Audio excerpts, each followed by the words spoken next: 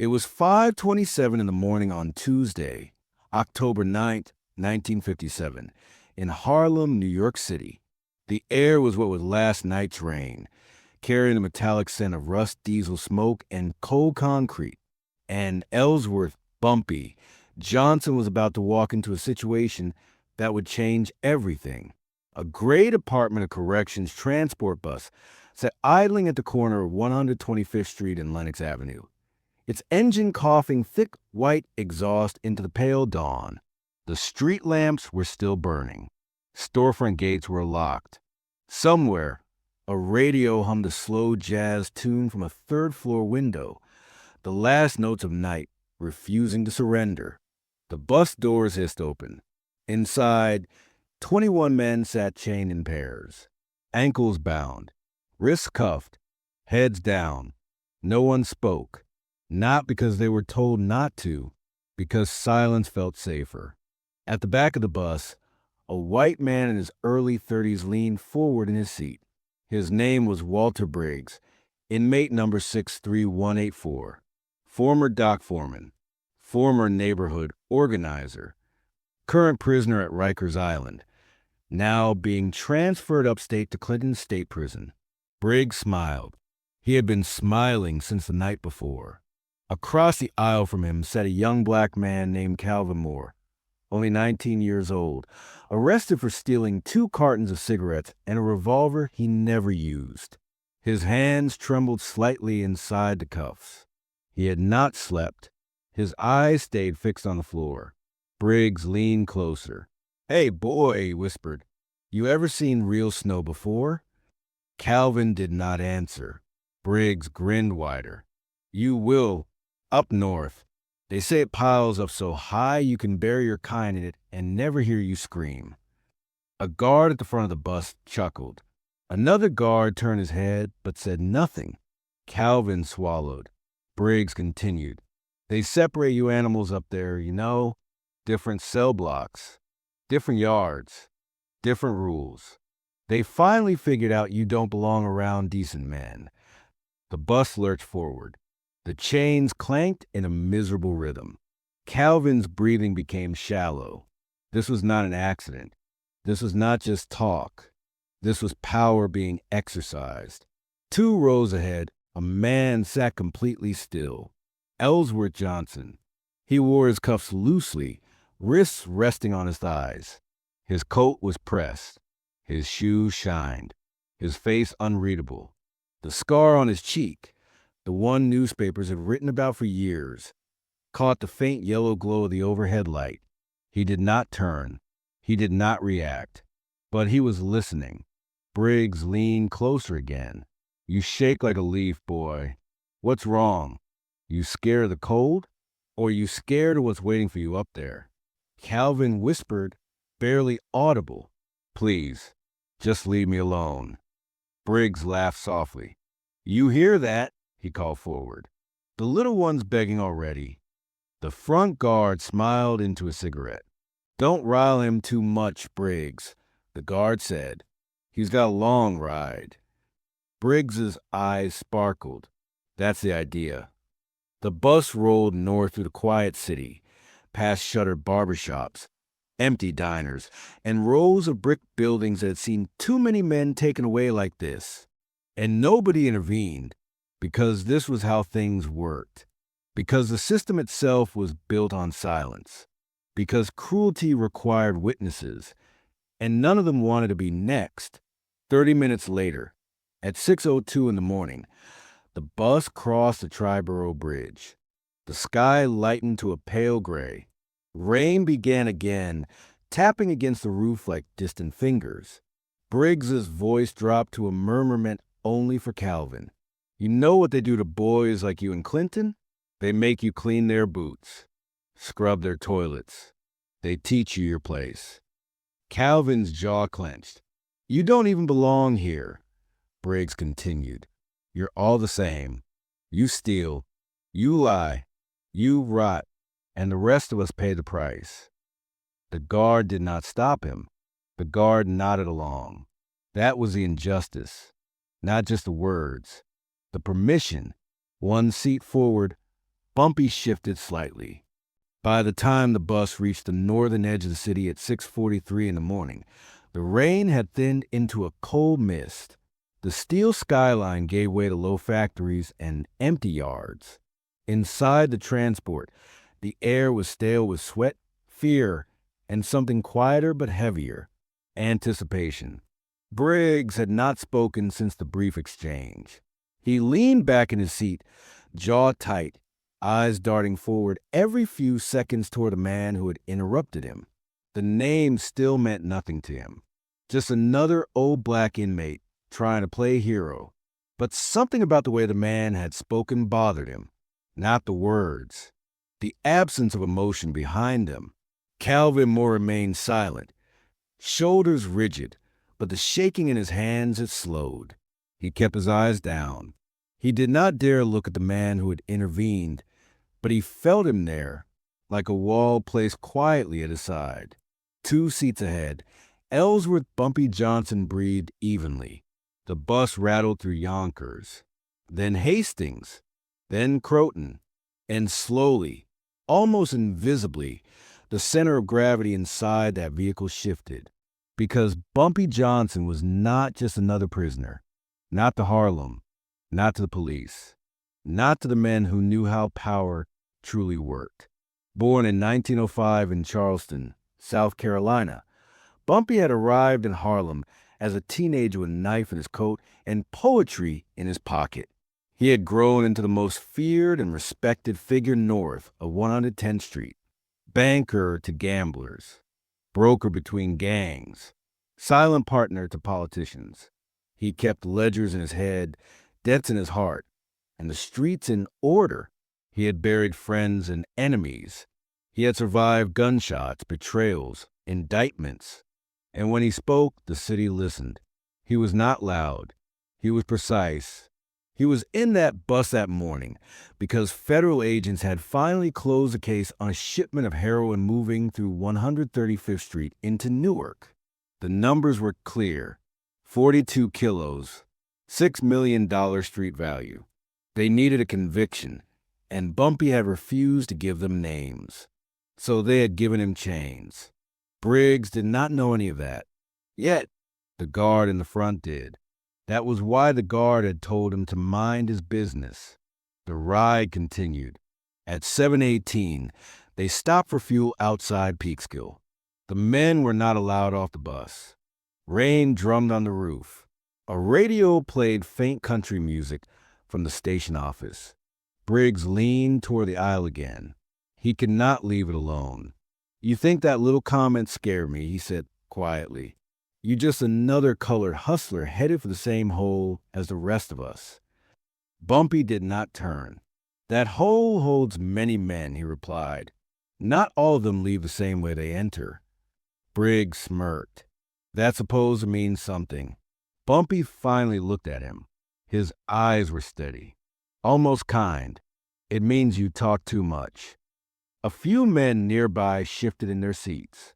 They had heard the name by now whispered through the bus. The big one in front. The one from Harlem. The one who settled wars with phone calls. Briggs did not hear the whispers.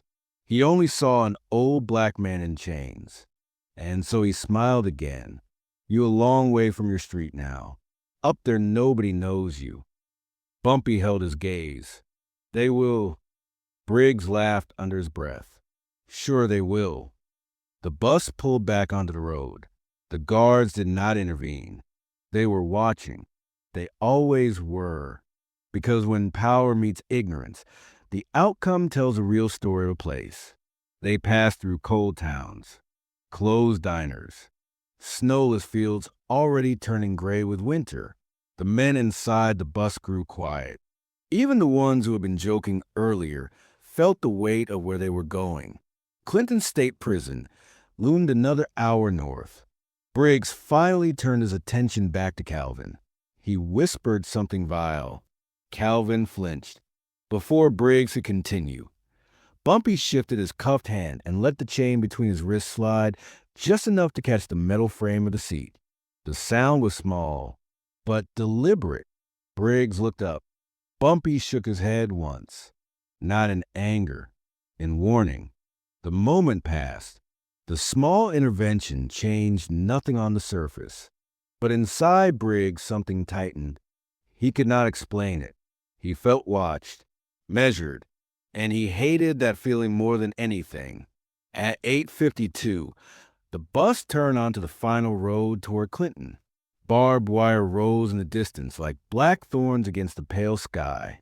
Briggs exhaled. "We made it," he muttered. "New rules now." He leaned toward Bumpy one last time. "Whatever you think you are, whatever name you think you got, it dies here." Bumpy did not reply. He looked straight ahead at the gray walls approaching. Briggs sat back, satisfied. In his mind, the exchange was finished. He had spoken last. He believed he had won something. A small victory, a line drawn, a challenge issued.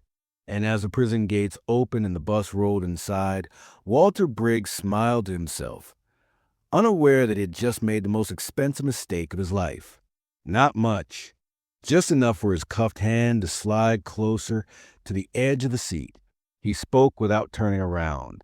"That's enough." The voice was calm, low, controlled. Briggs froze. The bus seemed to grow quieter. "What was that?" Briggs asked. Bumpy did not raise his voice. "Let the kid ride in peace." Briggs squinted, leaning into the aisle to get a better look. "Well, I'll be damned," he said. "You his father or something?" The guard looked back. "Johnson," the guard said, recognizing him. "Sit down and mind your business." Bumpy turned his head just enough for Briggs to see his face. And Briggs's smile hesitated, not because he knew the name yet, but because something in the man's eyes did not move, did not blink, did not threaten. It simply waited. Briggs scoffed. "This ain't your problem, old man." Bumpy studied him for a moment, then looked forward again. "You just made my problem." Briggs laughed. "Who the hell are you supposed to be?" The bus rolled on. Rain streaked the windows. Calvin closed his eyes. And somewhere deep inside the machinery of the morning, something had begun to shift. But Briggs did not know that yet. Not even close. The injustice had been named. The protector had stepped into the light. And the first line had been crossed. The gates of Clinton State Prison closed behind the transport bus at 9:04 in the morning, and the sound echoed like a verdict. Steel on steel. Final. Unforgiving. Inside the processing hall, the men were unchained, searched, cataloged, and stripped of what little remained of their former lives. Concrete floors, fluorescent lights, a smell of bleach, sweat, and old anger. Walter Briggs stood tall in line, shoulders squared, eyes sharp. He had been to jail before. He understood this world. Or at least he thought he did. Calvin Moore stood 3 places behind him, quiet, shrinking into his coat. Ellsworth Bumpy Johnson stood between them. The intake officer scanned Bumpy's file longer than the others. His jaw tightened slightly. "Johnson," he said. Bumpy nodded once. "You will be housed in North Cell Block, Tier 3. A ripple moved through the room. North was not for first-timers. North was for men with reputations. Briggs noticed. He leaned toward another inmate. "What that mean?" The man whispered back. "Means he not here to serve time. He here to run it." Briggs snorted. "Nobody runs this place but the guards." The man did not reply. When the assignments were finished, the prisoners were marched through corridors that swallowed sound. Doors slammed. Boots echoed. The building seemed alive with memory. On Tier 3 of North Cell Block, the air felt different. Heavy, controlled. Men watched quietly from behind bars. No shouting. No chaos. Just eyes calculating. As Bumpy passed, heads nodded. Some of the men murmured his name. Briggs heard it now. Johnson. Bumpy Johnson. The name reached him too late. His stomach tightened, but pride held him upright. He would not show fear. Cells were assigned. Bumpy took the one near the center of the tier. Calvin was placed 2 cells down. Briggs was placed directly across. That was no accident. The first night fell cold and slow. The lights dimmed at 9:30.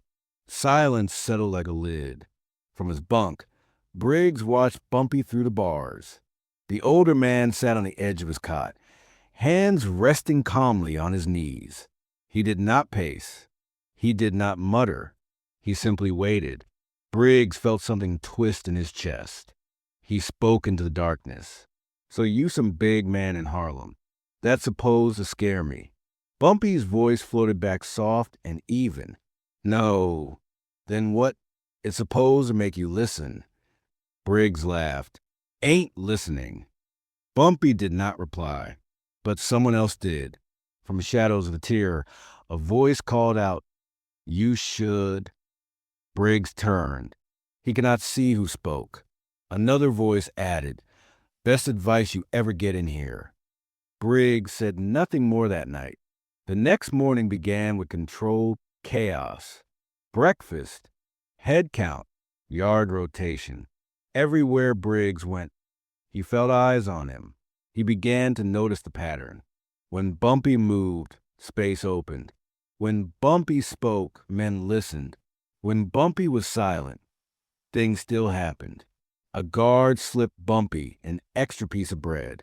Another guard paused at his cell longer than necessary. At noon, a man named Hector Cruz approached Briggs in the yard. "You knew," Hector said. Briggs nodded. "You talk reckless."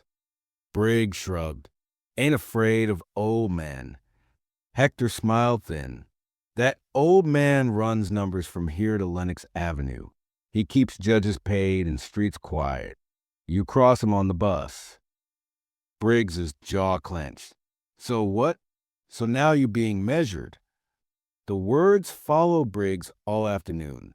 That evening, his commissary order went missing.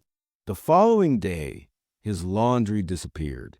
By the third day, no one would sit near him at meals. Small things, precise things, pressure. He finally confronted Bumpy at evening count. "You doing this?" Briggs demanded. Bumpy looked at him calmly. "Doing what?" "Turning them against me." Bumpy shook his head. "You did that yourself."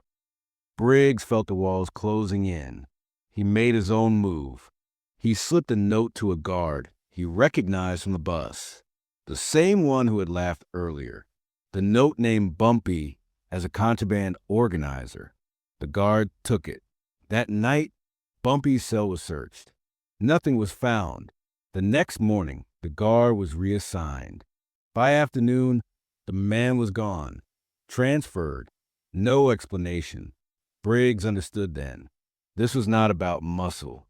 This was about reach. Bumpy approached Calvin quietly in the library that evening. "You holding up?" Calvin nodded. "Yes, sir." "You keeping your head down?" "Yes, sir." Bumpy placed a book on the table. A worn volume of poetry. "Read when things get heavy," he said. Calvin swallowed. "Why you helping me?" Bumpy looked at him. "Because somebody should have helped me once." Across the room, Briggs watched. He felt something crack. He went back to his cell and lay awake. He thought of his childhood in Queens, his father's anger, the marches he joined, the hatred that had given him belonging. He had believed prison would be his ground. Instead, he was standing on someone else's. 3 days later, Briggs cornered Calvin in the shower room. "Your friend can't protect you forever," he whispered. Before Calvin could respond, a guard appeared. "Move along, Briggs." The guard's hand rested on his baton. Briggs obeyed. He returned to his cell furious. He believed he had lost ground. But when Bumpy passed later, Briggs forced a smile. "You think you winning?" Briggs said. Bumpy stopped. He met his eyes. "No," Bumpy said.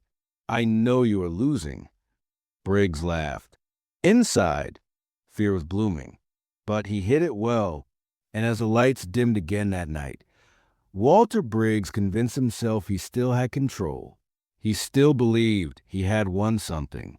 The pressure, however, had only just begun. By the second week of November 1957, Clinton State Prison had settled into winter rhythm. Frost crawled across the yard in the mornings. Breath rose in white clouds from every mouth.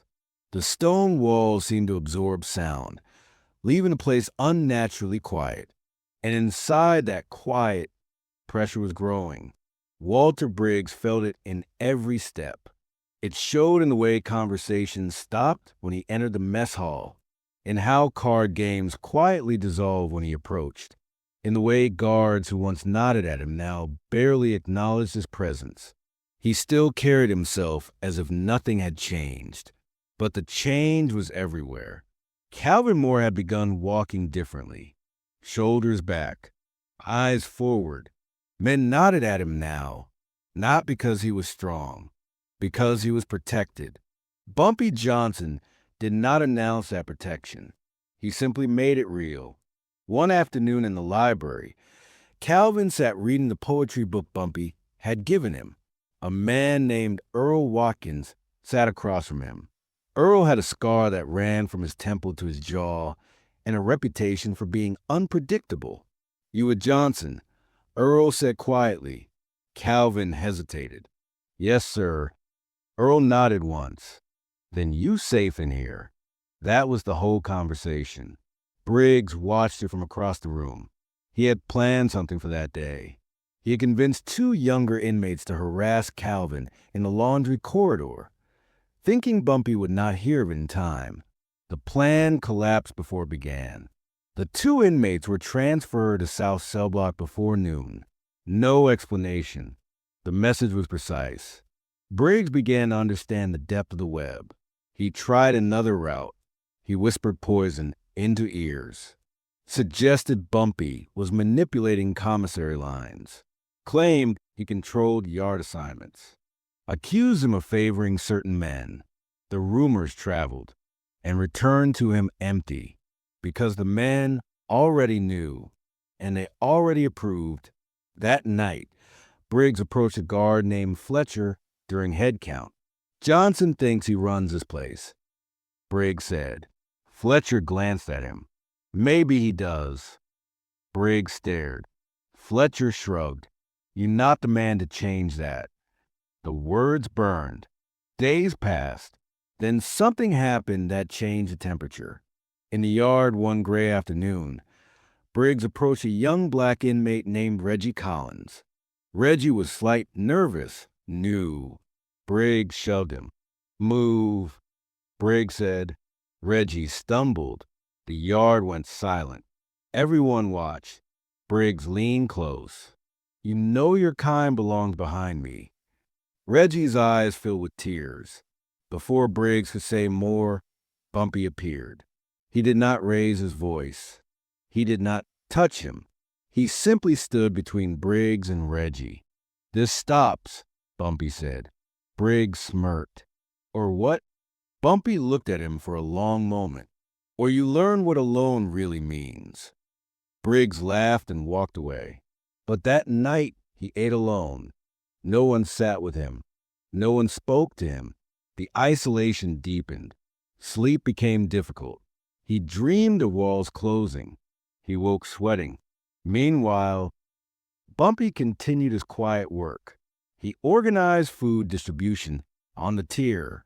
He arranged medical visits for men who had been waiting months. He ensured protection for weaker inmates. The guards noticed. The administration noticed. They did nothing because order had returned to the block.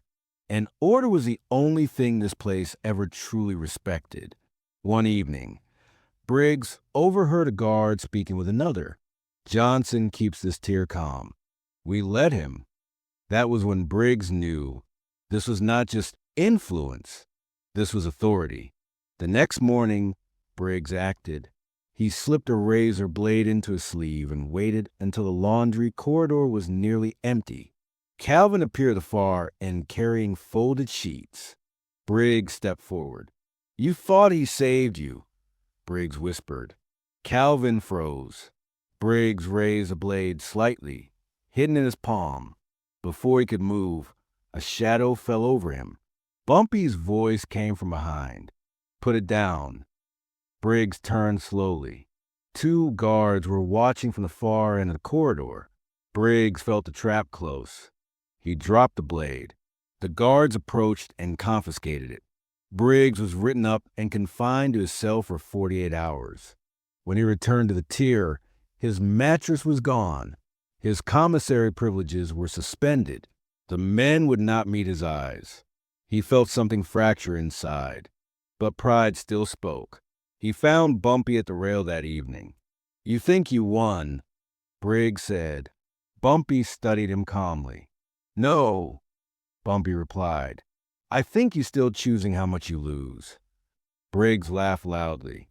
Inside, something dark and desperate was forming. He believed he had one final move. He believed he still had leverage, and that belief would cost him everything. By the first week of December 1957, snow finally reached Clinton. It arrived quietly in the early hours, coating the yard, the towers, the fences, the long stone walls. The prison looked almost peaceful from a distance. Inside, tension had never been sharper. Walter Briggs had not spoken to anyone in 3 days. He ate alone. He walked alone. He existed in a narrow tunnel of resentment and fear. The isolation was no longer accidental. It was engineered. Each morning, Bumpy Johnson stood on the tier and watched the men move. He spoke little. He listened constantly. Information flowed to him through whispers, glances, routines. He knew which guards gambled, which ones took money, which ones needed favors. He knew where the cigarettes came in, which kitchen worker smuggled sugar, which janitor carried messages between blocks, specific numbers, specific routes, specific times. $200 moved every Thursday from the shoe shop through a guard named Collins. $500 went to a clerk in intake to protect certain files. $3,000 passed monthly through a trucking company in Albany that laundered cash for the street. This was not chaos. It was structure. Briggs knew none of it. He only felt its weight. On December 8th, he received a letter from outside, his old group from Queens. They had raised money. They still supported him. They still believed in him. The letter gave him courage. He decided to strike back. He approached a man named Curtis Boone in the mess hall. Curtis had connections to South Cell Block. Briggs whispered his plan. A beating in the shower room. No witnesses. Curtis listened and shook his head. "That old man, not the one you touch," Curtis said. Briggs pressed him, offered money. Curtis refused. The word spread. By evening, Bumpy already knew. He did nothing. That frightened Briggs more than anything else.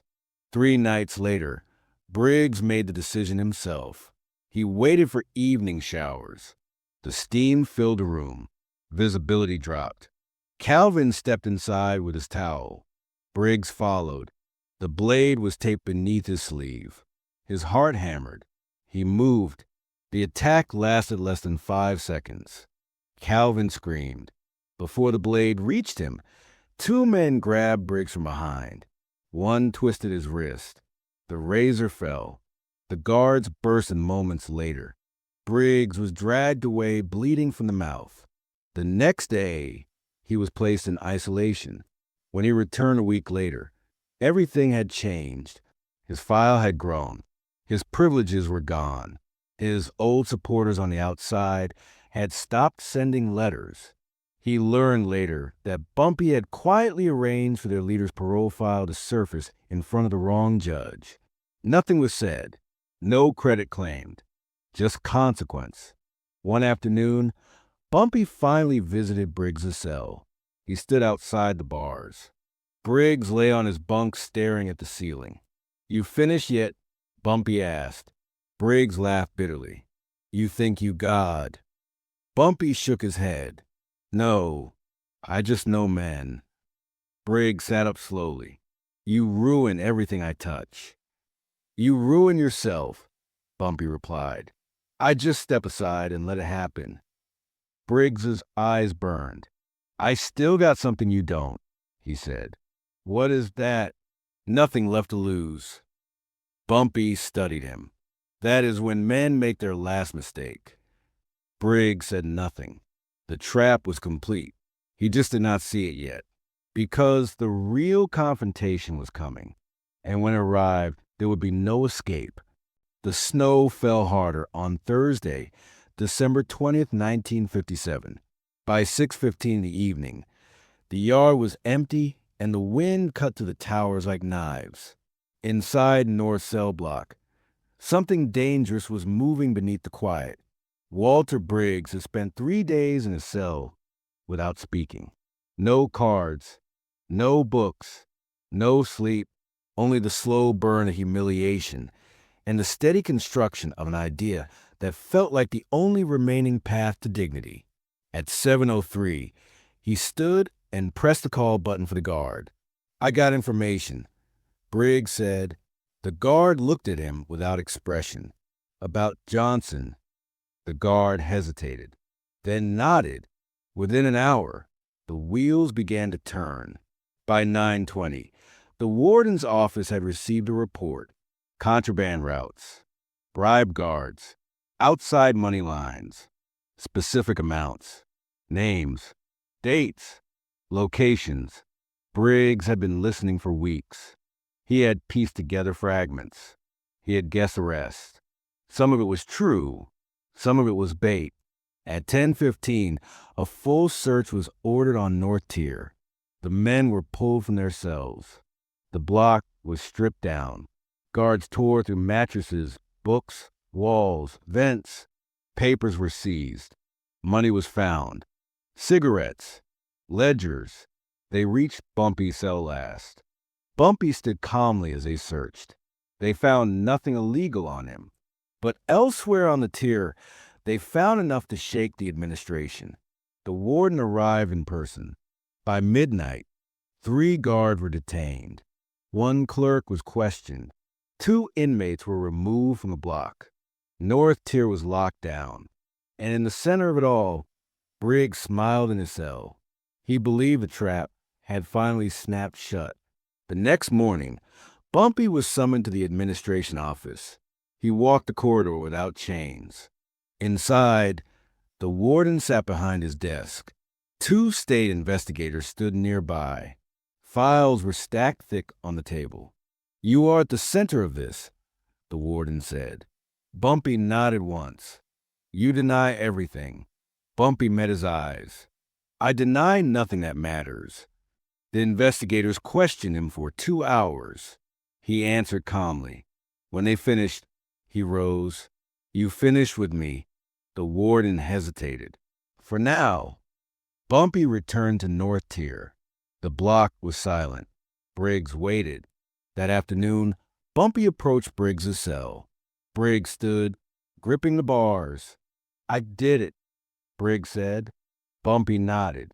Why you not? By January 15, 1958, the snow around Clinton State Prison had frozen into hard gray ridges.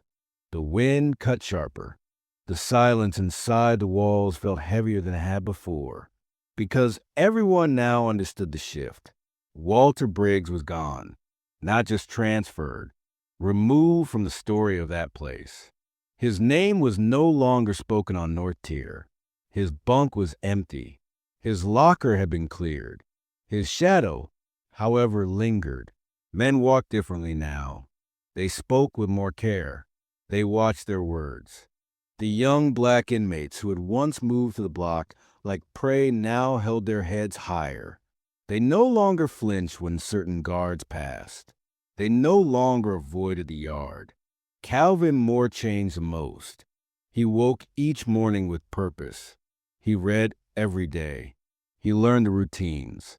He helped men write letters home. He assisted in the small library Bumpy had quietly reorganized with donated books and approved materials. He was no longer the frightened boy from the bus.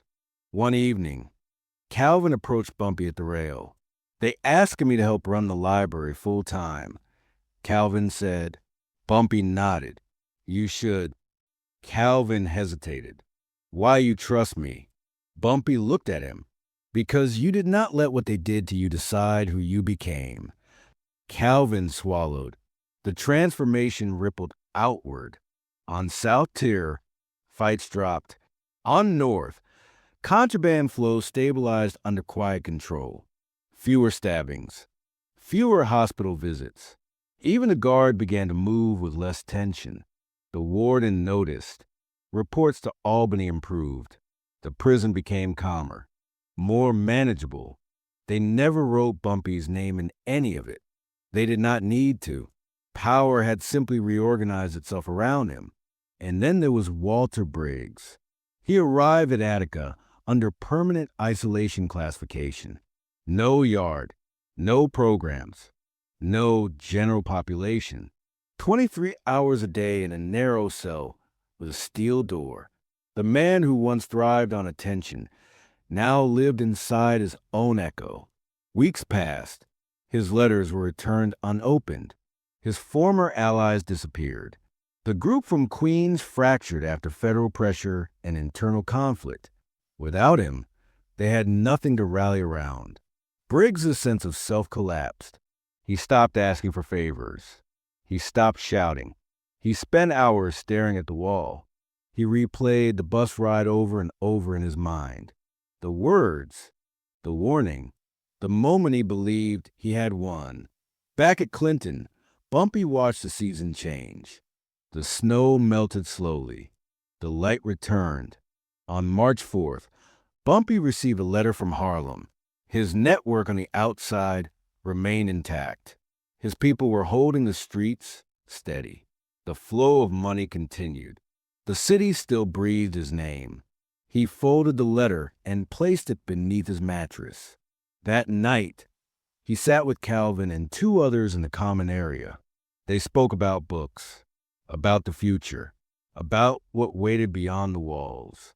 You going home different, Calvin said quietly. Bumpy nodded. So are you. Calvin smiled. The men around them nodded in agreement. Because something had changed in all of them. They had witnessed the collapse of cruelty. They had watched the wrong man lose everything. They had learned that power did not need to scream to destroy. It could whisper. The guards knew it too. They no longer joked the same way. They no longer permitted certain comments. They no longer laughed when someone crossed a line. They had seen where that road ended. One afternoon in April, a new transport arrived. Fresh faces, nervous eyes, chains rattling. Among them was a young black man barely 18. The bus doors opened. The yard went quiet. Calvin stood near the gate with Bumpy. The boy looked around in fear. Calvin met his eyes and gave him a small nod. The boy straightened. Bumpy watched. The cycle had shifted. The consequences of that morning in October had spread far beyond a single bus. They had altered the balance of the prison. They had rewritten the unspoken rules. They had transformed victims into men with futures. And they had reduced a once powerful wrongdoer into a ghost who would never again matter. But power always carries a cost. And that cost was about to be examined. Spring arrived late that year in the North. By April 23, 1958, the last of the snow finally retreated from the prison yard, leaving behind muddy ground and a pale sky that promised change without quite delivering it. Inside Clinton State Prison, the transformation continued. But for Ellsworth Bumpy Johnson, the weight of it all was growing heavier. Power had stabilized the block. It had reduced violence. It had protected the weak. But power was never neutral. Every decision he made carried consequences that stretched beyond the walls. He felt it most in the quiet moments. In the early mornings, when the tier was still asleep and the guards had not yet begun their rounds, Bumpy would sit on his bunk and stare at his hands. The same hands that had signed deals in Harlem. The same hands that had buried friends. The same hands that now shaped the lives of men who would never know how many outcomes had been decided before they even asked the question. Calvin noticed. "You look tired," Calvin said one afternoon as they shelved books. Bumpy nodded. "I am." From prison, Bumpy shook his head. From responsibility. Calvin considered that. "You changed this place." "I managed it," Bumpy replied. "That is not the same thing." Outside the prison, Harlem was shifting too.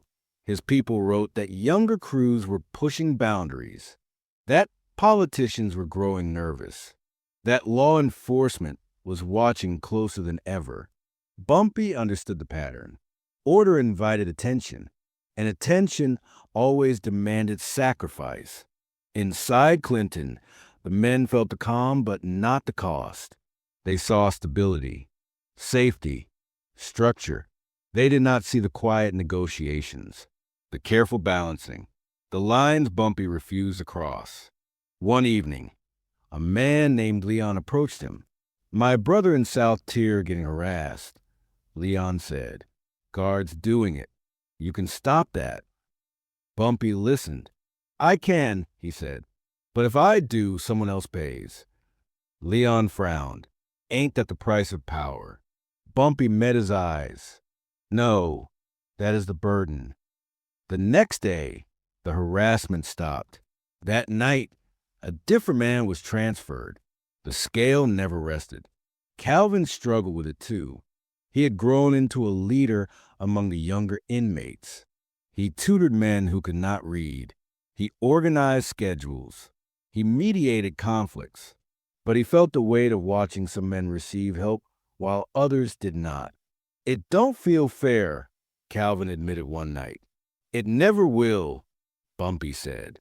"Fairness is a dream. Balance is the work." In Attica, Walter Briggs continued to unravel. His hair grew long, his beard wild. He spoke to no one. The guards wrote reports about his mental state. They rarely entered his cell. The man who once believed he could dominate any space now lived in a cage of his own making. The irony was complete. Back at Clinton, Bumpy received a message from Harlem. A major operation was moving through the city. The numbers were large, the risk higher than before. He folded the letter slowly. He understood the choice before him: protect what he had built here, or return to the storm outside. He walked the tier that evening. He saw Calvin laughing with other men. He saw peace. He saw the fragile stability he had shaped. The next morning, he wrote his reply. The operation would proceed without him. He would remain where he was. For now, the cost of power, he realized, was knowing when not to use it. And the men around him were learning the same lesson. The prison was no longer the place it had been. The people inside were no longer who they had been. And the final reckoning was approaching. By June 12, 1958, the heat had settled over Clinton State Prison like a blanket that would not lift. The air grew thick in cell blocks. Tempers, once volatile, now remained controlled. The transformation was no longer questioned. It was accepted. Ellsworth Bumpy Johnson had become part of the structure of the place, the way walls and gates were, not officially, not on any chart, but in the invisible system that governed human behavior. Calvin more prepared for his parole hearing. He wore the cleanest shirt he owned. His hands trembled slightly as he reviewed the notes he had written. "You ready?" Bumpy asked him. "I think so," Calvin said. "I don't want to mess it up." "You will not," Bumpy replied. "Just tell the truth about who you are now." Calvin nodded. The hearing passed quickly. The board listened. They asked questions. They reviewed reports. They approved his release for August 3rd. Calvin returned to the tier in disbelief. "It worked," he whispered. Bumpy smiled. Across the state, Walter Briggs was no longer the same man. His transfer had been finalized again, this time to a psychiatric wing in Dannemora. The man who once believed he controlled his fate now lived under medical observation. His file described him as unstable. The world he tried to dominate had erased him. Back at Clinton, Bumpy began preparing for his own future. His attorney sent word that his appeals were progressing. The city of Harlem still waited for him, but he hesitated. One evening, he and Calvin sat near the window as the sun dipped low. "You think I should go back?" Bumpy asked. Calvin looked at him. "They need you, so do the man here." Calvin considered that. Maybe that's the real power, knowing when to stay and when to leave. Bumpy nodded. On July 29th, the warden called Bumpy into his office. "You stabilize this place," the warden said quietly. "We are recommending your transfer to a lower security facility." Bumpy understood what that meant. Closer to release. Closer to the city. He accepted. On August 3rd, Calvin Moore walked free. Bumpy watched him go. The young man paused at the gate, turned, and raised his hand. Bumpy raised his in return. He did not smile. He felt something deeper. That same day, news arrived that Walter Briggs had been declared permanently unfit for general population. His life would be spent in control rooms. The story closed itself. The boy had become a man. The bully had become nothing. And Bumpy Johnson's legacy had been carved quietly into the bones of the prison. By September 17, 1958, the leaves outside Clinton State Prison had begun to change. Gold and rust crept across the trees beyond the walls. The air cooled. The season of endings arrived. Ellsworth Bumpy Johnson stood at the rail of North Tier for the last time. His transfer order had come. Minimum security. Closer to home. Closer to Harlem. The men gathered quietly as he packed his few belongings. A folded letter from Harlem. A worn book of poetry. A photograph from long ago. Calvin Moore had written from the outside only a week earlier. He had found work at a print shop in the Bronx. He was studying at night. He signed the letter with steady handwriting. "I am doing well because someone once believed I could." Bumpy read the line again. Then he folded the paper and placed it in his pocket. The guard arrived. "It is time, Johnson." The Tier did not speak. Men nodded. Some looked away. They understood what this moment meant. Bumpy walked the length of the block slowly. He stopped at several cells. A hand through the bars. A word of encouragement. A quiet instruction. Then the gate opened. The corridor swallowed him. Behind him, the prison continued. But it was no longer the same prison. Because justice is not always loud. Sometimes it moves like water through stone. Slow, patient, unstoppable. Walter Briggs remained locked away in another institution. The records would not speak kindly of him. He would not be remembered as a leader. He would not be remembered at all. The boy he once tormented was now building a life. The men he once dismissed had reclaimed their dignity. The world had shifted, not because of a riot, not because of violence, but because one man refused to accept that cruelty was normal. And that is the lesson that lives beyond these walls. Power is not domination. It is responsibility. Strength is not hatred. It is restraint. And dignity is not something anyone can take from you unless you surrender yourself. Somewhere in Harlem, the streets continue to pulse with life. Somewhere in the north, the prison remained. But in the space between those two worlds, a story had been written in quiet choices and steady courage. If this story moved you, if it reminded you of something you have lived, or something you still hope to become, then do something powerful right now. Do not scroll away. Do not let this moment disappear. Press the subscribe button like you are sealing this story into history. Leave a comment, not just with words, but with your voice. Tell us what part stayed with you.